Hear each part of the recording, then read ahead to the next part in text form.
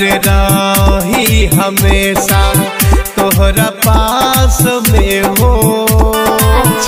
मन कर रही हमेशा तोहरा पास में हो। तू बस गईलू करे जा हमरा सास में हो।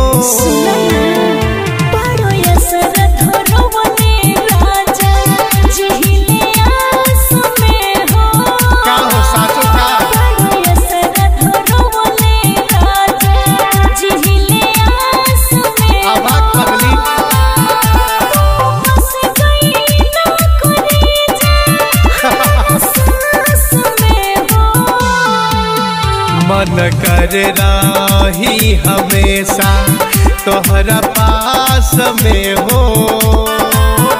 मन कर रही हमेशा।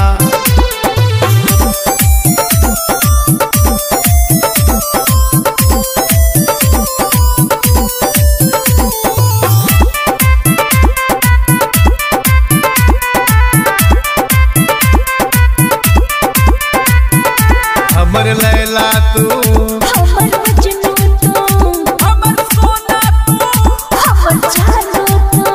नीरज अखिया के तू चला दिहलू, जान दीवाना तू हमें बना दिहलू। चल पगले नीरज अखिया के तू चला दिहलू, जान दीवाना तू हमें बना दिहलू।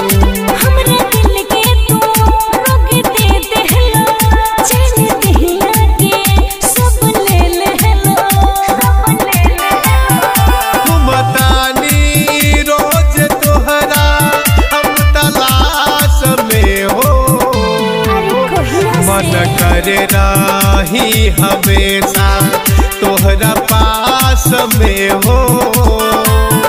तू बस गईलू करे जा हमरा सास में हो।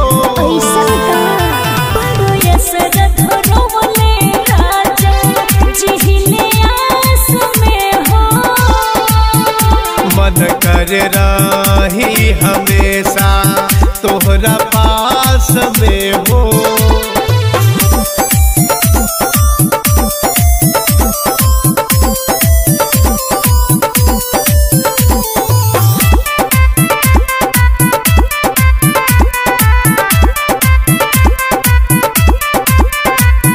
सुन कहिले बात सही है, तोहर गलिया तो दही के छाली है।